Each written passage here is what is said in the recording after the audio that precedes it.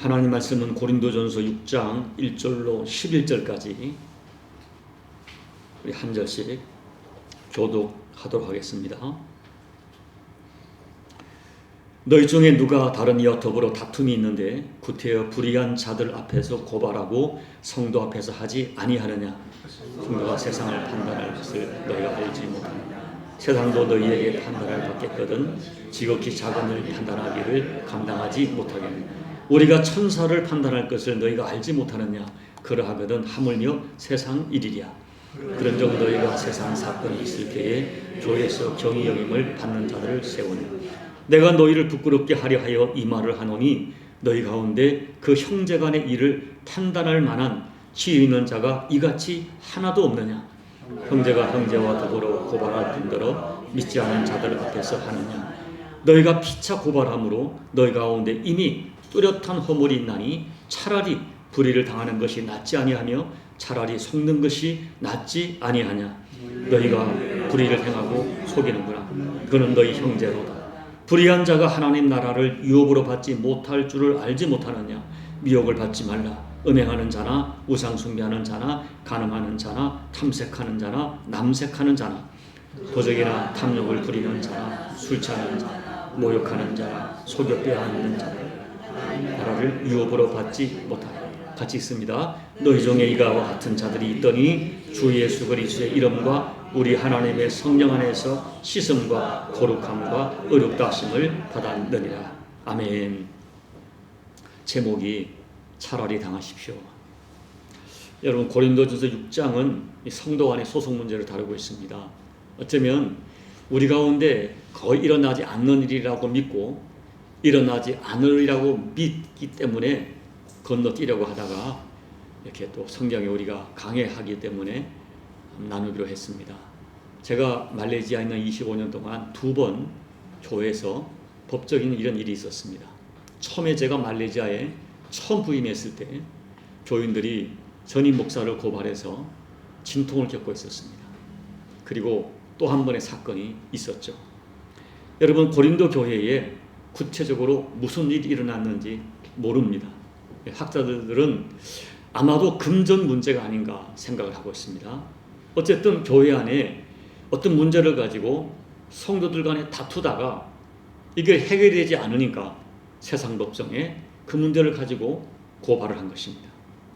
헬라어 원어를 보면 바울은 1절에서 이런 말씀을 어떻게 이런 일이 어떻게 감히 라고 하는 매우 강한 원어를 사용해서 질책합니다.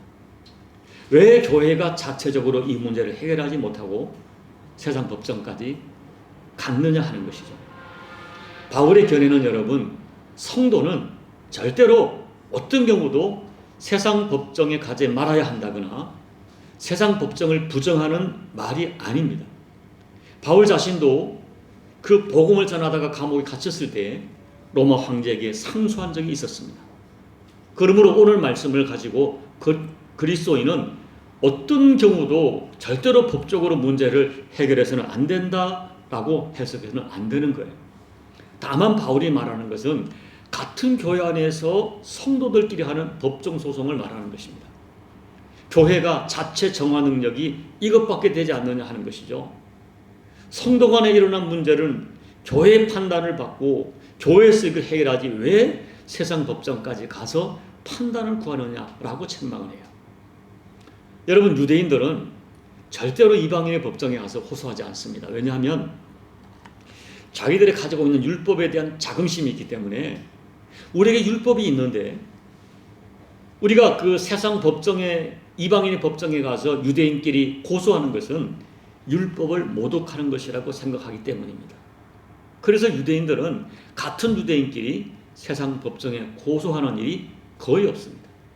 그렇지만 헬라인은 유대인과 정반대였습니다. 오히려 헬라인들은 어떤 문제를 소송으로 해결하기를 굉장히 좋아했습니다. 이처럼 소송을 당연시하고 소송에 익숙했던 헬라인들이 예수님 믿고 교회 공동체 일원이 되었는데 과거의 그 습성이 바뀌지 않고 그래서 교인끼리 세상 법정에 고발하는 일이 일어난 것입니다. 이것이 바울에게 너무 속이 상했어요. 그러나 바울은 유대 교적 배경에서 말하는 것이 아니라 예수 믿고 거듭난 성도의 정체성의 입장에서 우리가 세상을 판단하고 세상을 변화시켜야 할 교회의 사명적 입장에서 너무 가슴이 아픈 것입니다. 그렇다면 성도들이 서로를 세상 법정에 고발하지 말아야 할 이유가 무엇일까요? 첫째, 성도들은 장차 세상을 판단하고 심판할 자들이기 때문입니다. 자, 2절 3절을 다시 한번 읽어볼까요? 성도가 세상을 판단할 것을 너희가 알지 못하느냐? 세상도 너희에게 판단을 받겠거든 지극히 작은 일 판단하기를 감당하지 못하겠느냐? 우리가 천사를 판단할 것을 너희가 알지 못하느냐? 그러하거든 하며 세상 일이랴 라고 말했어요. 여러분, 예수님께서는 마태복음 19장 28절에서 말씀하기를 예수께서 이르시되 내가 진실로 너희에게 이르노니 세상이 새롭게 되어 인자가 자기 영광의 보좌에 앉을 때에 나를 따르는 너희도 12보좌에 앉아 이스라엘 12지파를 심판하리라 말씀하셨어요. 여러분, 이 말씀은 성도의 정체성, 성도의 위상을 보여주는 거예요. 이 말씀, 오늘 말씀은 종말에, 다만 종말에 예수님께서 세상에 재림하실 때 성도들이 주님과 함께 세상을 심판하고 왕노로 산다는 의미만을 말하는 것이 아닙니다. 너의 신분을 보라, 너의 정체성을 보라, 너는 존귀하신 하나님의 자녀라는 거예요. 그러므로 현세에서도 하나님의 말씀을 가지고 참과 거짓을 분별하고 판단하는 지혜를 가지고 있다는 것입니다. 그 지혜로 세상의 선과 악을 판단하는 사람이 너희라는 거예요. 성도는 만왕의 왕이신 하나님의 자녀예요. 우리가 세상에 살지만 우리 성도는 하나님 나라 법으로 살아가는 거룩한 하나님 나라 백성입니다. 그런데 왜 교회 안에서 발생한 문제를 그 교회에서 해결하지 못하고 세상 법정에 송사하고 세상에서 판단받는 것, 그것이 말이 되느냐 하는 거예요. 5절 말씀에서는 너희 가운데 그 형제간의 일을 판단할 지혜 있는 자가 이같이 하나도 없느냐? 이 문제를 해결할 사람이 한 사람도 없더냐? 질책하는 거예요. 여러분, 가끔 여러분이 뉴스를 통해서 한국 교회가 보여주는 부끄러운 자화상이 있습니다. 교회가 또는 교단들이 문제가 일어났을 때 이거를 자체적으로 해결하지 못하고 세상 법정에 가서 믿지 않는 판사에게 머리를 숙이고 판결을 기다리는 모습이죠. 교회 치부를 세상 법정에 가지고 가서 같은 교인끼리 싸우는 모습을 볼 때 이미 그 모습 자체로 우리 주님이 수치를 당하고 교회가 수치를 당하고 그리스도인들이 수치와 타격을 받는 거예요. 같은 교회, 같은 교단이 같은 성도를 고발할 때 이미 양쪽 모두가 패배한 것입니다. 첫째는 이미 성도 간의 사랑의 관계가 깨지고 관계가 파탄났으니 이미 패배한 거예요. 둘째, 세상이 교회를 조롱하고 업신여기게 되었으니 교회가 세상에 패배하는 일이 되는 것입니다. 결국 성도 간의 문제로 세상 법정에 송사하는 것은 그 자체로 이미 패배했다 하는 거예요. 그래서 사도 바울은 차라리 불의를 당하는 것이 낫지 아니하며 차라리 속는 것이 낫지 아니하냐 호소하는 것입니다. 여러분, 기억하십시오. 하나님께서 우리에게 모든 옳고 그름의 문제와 선과 악을 판단할 지혜를 이미 말씀으로 주셨습니다. 우리는 이 세상을 말씀으로 판단할 신령한 지혜를 가진 사람들입니다. 그렇기 때문에 문제를 만났을 때 하나님 말씀으로 풀어가야 돼요.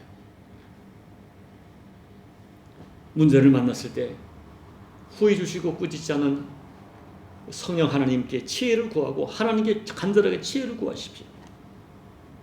현장에서 가늠한 여인을 돌로 치려고 하는 사람들에게 너희 중에 죄 없는 자가 이 여인을 치라고 하시는 주님의 마음을 가지고 문제에 접근하십시오. 오직 하나님이 주시는 지혜와 예수님 마음 가지고 성도들의 문제를 해결하시는 그 사람이 진짜 그리스도입니다. 그것을 바울은 말하는 거예요. 둘째, 거듭난 우리의 새로운 신분이 새로운 삶의 가치와 유형을 요구하기 때문입니다. 자, 고린도후서 5장 17절 읽어볼까요? 그런즉 누구든지 그리스도 안에 있으면 새로운 피조물이라 이전 것은 지나갔으니 보라 새 것이 되었도다. 너희는 새 것이 되었다. 예수님으로 인해서 새롭게 거듭난 새 피조물이 되었습니다. 이전 것을 지나가고 새 것이 되었습니다. 하나님의 자녀가 되고 하나님의 나라 백성이 되었습니다. 새로운 피조물에게는 새로운 가치관과 새로운 삶의 목표가 생겼습니다. 이것이 이 땅에서도 하나님 나라 백성에 주어진 영적 책임입니다. 우리는 이 땅에서 부족하지만 하나님 나라를 이루며 살아가는 거예요. 가정에서도 교회에서도 하나님 나라를 이루어가는 것입니다. 어떻게 살아갈까요? 대표적인 예가 예수님의 산상보훈 중에 우리가 너무 익숙한 말씀이 있어요. 마태복음 5장 39절 42절 한번 읽어보겠습니다.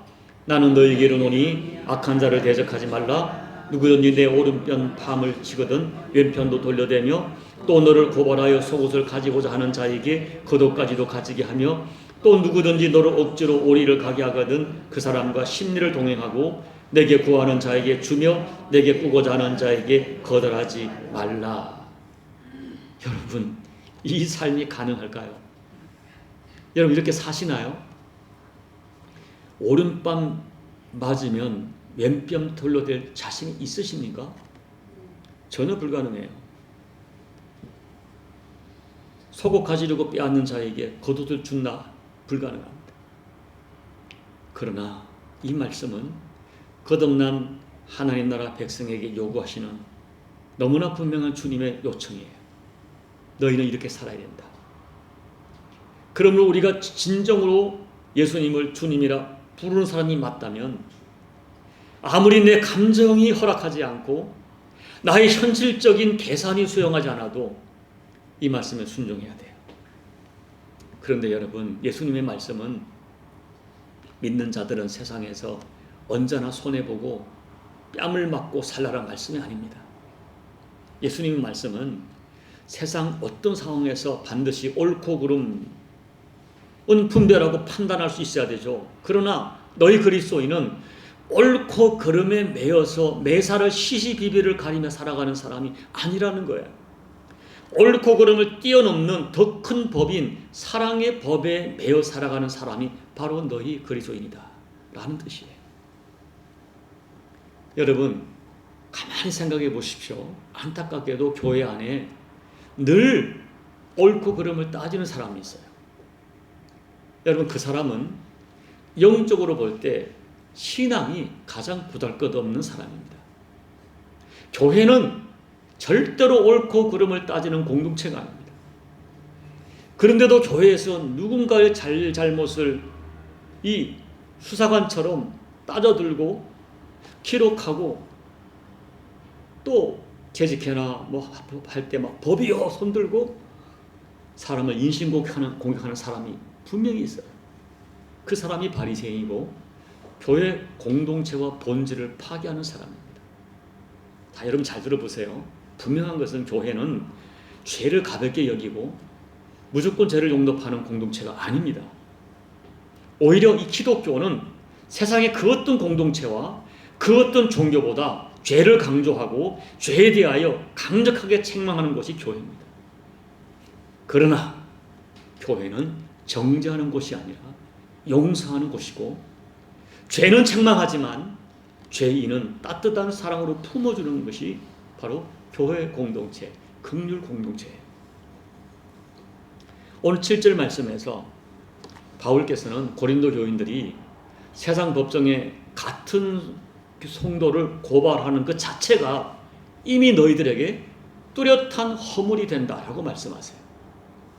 세상 법정에 가기 전까지 그동안 얼마나 얼굴을 붉히며 싸웠을 것이며 소리를 지르고 감정을 표출한 과정들이 존재했다는 것, 그 자체가 이미 뚜렷한 허물이 되었다라고 말합니다. 그 모습은 성도의 모습이 아니라는 거예요. 그러니까 차라리 불의를 당하고 차라리 손해를 보고 차라리 속는 것, 그것이 낫다라고 말씀하는 것입니다. 여러분, 성도는 아무리 불의를 당하여 억울하고 손해가 나고 많은 것을 잃어도 예수님을 주님으로 섬기는 그리스도인의 정체성을 지켜내야 됩니다. 차라리 불의를 당하고 차라리 욕을 먹고 차라리 손해를 보고 차라리 수치를 당하고 속을지언정 예수 믿는 그리스도인의 가치관에 근거한 행동을 선택할 수 있어야 한다고 말씀하는 것입니다. 그 일이 내 감정과 육체가 허락하지 않더라도 내 영은 허락하고 용기를 내서 그 삶을 선택할 수 있는 사람이 그리스도인이라고 하는 거예요. 셋째, 예수님께서 용서받을 수 없는 나를 용서해 주셨기 때문입니다. 여러분, 솔직히 우리 다 부족해요. 우리 다 죄인이라고 고백하는 사람들이 모인 이 공동체에서 어떻게 문제가 생기지 않을까요? 우리도 작은 문제가 자주 다툽니다. 그러나 다만 그 문제 해결 방법은 교회에서 찾고 우리가 스스로 정화하고 하나님의 말씀으로 해결하라는 것입니다. 교회 주인은 하나님이십니다. 예수님이십니다. 교회는 하나님 나라입니다. 그렇다면 하나님의 주권과 하나님의 법과 하나님의 말씀이 우리에게 작동해야 돼요. 그런데 성도 간에 문제가 발생했을 때 당연히 예수님 찾고 주님에게 묻는 것이 아니라 성도들이 먼저 자기 감정을 앞세워 다투고 소리를 지르고 그리고 심지어 세상 법정에 가서 판단을 받으려 하는 순간 이미 교회는 교회됨의 본질을 잃어버렸고 성도는 성도의 정체성을 상실했다는 것입니다. 교회가 어떤 문제를 가지고 세상 법정에 가는 순간 그 교회는 더 이상 하나님의 주인 되심을 인정하지 않는 것이며 하나님의 말씀이 작동하지 않는 거짓 공동체가 되기 때문입니다. 그런데 말을 듣지 않아요. 아무리 얘기해도 듣지를 않습니다. 그래서 세상의 판단을 받으려고 세상 법정으로 달려가는 고린도 교인들의 모습이 바울은 너무 속이 상한 거예요. 이런 모습을 8절에서 불의라고, 너희가 지금 불의를 행하고 있다고 엄중하게 꾸짖습니다. 그런데 바울께서는 교회 소속 문제를 다루다가 9절부터 10절 말씀에서 소속 문제와 관련이 없어 보이는 죄의 목록들을 쭉 삽입합니다. 그것은 어떤 의미일까요? 11절에 언급하신 것처럼 과거에 고린도 교인들이 행했던 죄의 목록이었어요. 고린도 교인들이 과거에 불의하게 살았습니다. 그들은 음행하며 살았고 우상 숭배하며 살았고 간음하며 도적하였고 탐욕을 부리는 자였고 술 취하는 자였고 속여 빼앗는 자들이었습니다. 심지어 남색하는 동성애를 행하는 자들이었어요. 그들은 절대로 하나님 나라를 유혹으로 받을 수 없는 사람들이었습니다. 그런데 그들이 예수님 만나 예수님의 이름과 성령 안에서 죄 씻음과 거룩함과 의롭다 하심을 받았다고 말씀하십니다. 나의 죄로 인하여서는 하나님의 엄중한 심판 가운데 저주받아 영원한 저주를 받아 마땅했던 그들의 죄를 대신하여 예수님께서 십자가에서 대속의 피를 흘려주심으로 인해서 죄 씻음과 거룩함과 의롭다 하심을 받아 하나님의 자녀가 되고 하나님 나라를 유업으로 받은 엄청난 은혜를 받았어요. 왜 이 은혜를 잊냐는 것입니다. 이 은혜를 잊지 말라는 것입니다. 이 큰 은혜 받은 것을 왜 잊어버리고 너희가 서로 용서하지 못하고 손해볼 것을 손해보지 못하고 사랑하지 못하고 뭔가 이익을 얻겠다고 세상 법정에 소송하는 그 자체만으로 이미 수치스럽고 불의하다고 말하는 거예요. 여러분, 저와 여러분 우리 교회에 이런 일이 없기를 소망합니다. 평생 이런 일이 일어나지 않기를 소망합니다. 여러분에게 절대로 이런 일이 일어나지 않기를 소망합니다. 그러나 이런 일이 일어났을 때 오늘 말씀을 한번 뒤집어 보세요. 여러분, 쉽지 않습니다. 안타깝지만 제가 참 송구스럽게도 교회 문제로 참 엄청난 일을 당한 적이 있었어요. 그래서 교우들이 저를 권면하기를, 목사님 그냥 두시면 안 됩니다. 이 문제는 반드시 해결하셔야 됩니다.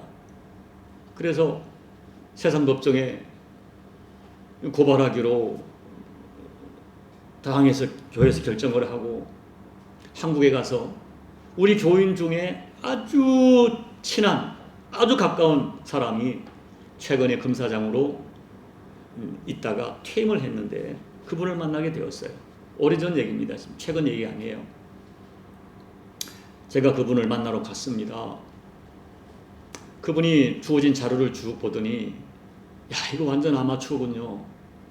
당장 이 사람은 법으로 해결할 수 있습니다. 라고 말하면서 저에게 그 고발장 양식을 쭉 써서 줘요. 이건 100% 쉽게 해결될 거니 이대로만 해오십시오 라고 조언을 받고 왔습니다. 그런데 여러분, 비행기를 타고 말레이시아 돌아오는데 비행기 안에서 곰곰이 생각을 했어요. 목사가 과거에 내가 세웠던 장로를 고발한다? 세상에 믿지 않는 그 이익을 자문하려고 믿지 않는 그 누구예요? 변호사에게 그 일을 자문한 내 모습이 너무 부끄럽고 너무 수치스러웠던 거예요. 그래서 하나님께 기도를 했어요. 하나님, 이미도 수치를 당했는데 그 수치 내가 감당하겠습니다. 제가 수치를 당한들 주님 당하는 것만큼 하겠습니까? 하는 마음을 가지고 이거를 고발하지 않기로 결정을 했습니다. 교회에 왔더니 교인들이 안 된다는 거예요. 해야 된다는 거예요. 그래 목사님 명예도 찾고 교회도 명예를 찾는다는 것입니다. 그러나 제가 하지 않기로 단호하게 결정을 했어요. 여러분, 그런 결정을 했다고 해서 저에게 큰 유익이나 엄청난 하나님 은혜가 주어진 것도 아니었습니다. 그러나 오늘 말씀 7절 말씀, 차라리 불의를 당해라. 차라리 속는 것이 낫다. 차라리 내가 당해라. 이것이 주님의 말씀인 것을 확신했기 때문에 그 일을 결정한 것입니다. 여러분, 과연 우리가 이렇게 살 수 있을까요? 솔직히 우리가 예수 믿기 전에는 내가 억울한 일을 당하고 불의한 일을 당하면 견디지 못합니다. 어떻게 해서든지 시시비비를 가려서 자신의 의로움을 증명해야 한다고 생각합니다. 왜냐하면 그렇게 하지 아니하면 내가 진짜 죄인이 되고 내가 진짜 손해를 보고 내가 너무 억울한 사람이 되기 때문입니다. 그런데 여러분, 인류 역사상 가장 억울한 재판을 받으신 분은 예수님이십니다. 예수님은 전혀 죄가 없는 분인데 가장 흉악한 죄를 지은 사람처럼 발가벗기고 고발당하고 그리고 가장 흉악한 자에게 주어지는 십자가를 받으셨어요. 사람들이 십자가 아래서 조롱하며 소리칩니다. 네가 하나님의 아들이냐? 그렇다면 십자가에서 내려오라. 그러면 우리가 믿겠다. 만약 예수님께서 십자가 아래로 내려오시면 모든 불법과 수치와 조롱을 한꺼번에 뒤집고 자기의 의로움을 증명할 수 있는 순간이었습니다. 예수님은 그렇게 할 수 있는 힘과 근거와 능력이 충분하셨습니다. 그러나 예수님은 차라리 십자가에서 죽임을 당하는 쪽을 선택하셨습니다. 왜냐하면 그것이 하나님의 뜻이기 때문입니다. 여러분, 오늘 차라리 불의를 당하라 하는 바울의 말씀이 우리들에게는 감당하기 어려운 말씀인 거 압니다. 그러나 여러분, 실천이 전혀 불가능하지 않습니다. 그렇게 행동했던 사람들이 있습니다. 그러므로 기도하십시오. 나를 용서하시고 나를 살리기 위하여 모든 불법과 모든 불의와 수치와 고통을 당하신 주님을 깊이 생각하십시오. 그리고 주님처럼 차라리 불의를 당하고 차라리 속는 편을 선택할 수 있는 능력을 구하십시오. 여러분, 같은 교회 동료 성도들과의 갈등이 해결되지 않아서 내가 물질적으로 손해를 봐야 하는 상황이 되었을 때 세상 법으로 해결하지 말고 차라리 손해당하는 편을 선택할 수 있는 그 믿음을 하나님께 구하십시오. 상대방이 나를 배신하고 나에게 실질적인 타격을 주었을 때 세상 힘으로 해결하려고 하지 말고 도리어 더 큰 예수님의 사랑으로 용서하고 품을 수 있는 힘과 믿음을 구하십시오. 그렇게 한다 해서 상대방의 내 마음을 알아주지 않을 것입니다. 잃어버렸던 손해를 하나님이 당장 갚아주시지 않을 수 있습니다. 심지어 예수님처럼 정말 죄인으로 취급받아 엄청난 고통을 당할 수 있습니다. 그러나 내가 예수님 마음으로 선택했던 그 행동과 희생을 하나님만은 알아주십니다. 반드시 때가 되면 어떤 모습이든 갚아주실 것을 저는 믿습니다. 베드로전서 2장 19절 20절 같이 읽어볼까요? 부당하게 고난을 받아도 하나님을 생각함으로 슬픔을 참으면 이는 아름다우나 때매를 맞고 참으면 무슨 칭찬이 있으리요. 그러나 선을 행함으로 고난을 받고 참으면 이는 하나님 앞에 아름다우니라. 이제 말씀을 정리합니다. 여러분, 예수 믿는 사람 바보가 아닙니다. 옳고 그름을 판단하지 분별하지 못하는 것이 아니고 법을 모르는 사람들이 아닙니다. 법의 가치를 존중하지 않는 것도 아닙니다. 그러나 예수 믿는 사람들은 세상의 법과 비교할 수 없는 하나님 나라 법으로 살아가는 사람들입니다. 내가 법으로 소송해서 내가 얻게 될 물질적 가치보다 한 사람의 영혼의 가치를 더 소중하게 생각하고 내가 사랑하는 주님의 뜻을 더 소중하게 생각하는 사람들이 그리스도인입니다. 소망하기는 하나님 기뻐하시는 하나님 나라의 선택 기준을 가지고 매사에 하나님 백성으로서의 그 길을 선택하며 살아가는 진짜 그리스도인의 삶을 살아가시는 저와 여러분 되시기를 예수님 이름으로 축복합니다. 아멘. 오늘 말씀을 놓고 같이 여러분 혹시 이 시간 성령이 주시는 감동이 있다면 그 감동을 따라서 함께 기도하며 나가시겠습니다. 기도하겠습니다. 하나님 아버지 고맙고 감사합니다. 오늘도 이 말씀을 통하여 저들에게 은혜를 주시고 하나님께서 원하시는 삶을 살아가도록 우리의 마음을 권면하심을 감사합니다. 악한 세상을 살아가다 보면 우리가 감당할 수 없는 일들이 많이 있지만 아버지 하나님, 우리가 어떻게 살아야 될지, 어떤 선택을 해야 될지 우리에게 믿음을 더해 주셔서 아버지가 기뻐하는 삶을 살아가는 저희가 되게 도와주십시오. 아버지 하나님 은혜 베풀어 주십시오. 도와주십시오. 하나님 아버지, 우리 교우들에게 믿음을 더해 주시고 어떤 순간마다 내 감정, 내 이익, 내 생각을 따라 세상의 가치관을 따라 인생을 선택하지 않고 아버지의 뜻을 따라 하나님의 말씀을 따라 인생을 선택할 수 있는 저희가 되게 도와주십시오. 하나님 아버지, 세상이 너무 험악하고 복잡하다 보니까 우리가 상상할 수 없는 일들이 많이 일어납니다. 심지어 교회 안에서도 때로는 말도 되지 않는 일이 일어날 때에 우리는 논리적으로 설명이 되지 않고 너무나 상식적으로 설명이 되지 않을 때 나도 모르게 내가 가진 힘과 세상의 방법으로 문제를 해결하려고 할 때가 참 많이 있습니다. 하나님 그때마다 우리에게 다시 한번 우리 마음을 주께서 붙들어 주셔서 아버지가 원하시는 길이 무엇인가, 주님의 뜻이 무엇인가 이미 주어진 말씀으로 이 모든 것을 판단하고 적용해서 때로는 바보 같아 보여도 어리석어 보여도 쉽지 않은 손해가 있어도 진리의 길, 아버지의 뜻을 선택할 수 있는 믿음과 용기를 허락해 주시옵소서. 그런 삶을 살아낼 수 있도록 우리에게 믿음을 더해 주시옵소서. 예수님 이름으로 간절히 소망하며 기도하옵나이다. 아멘.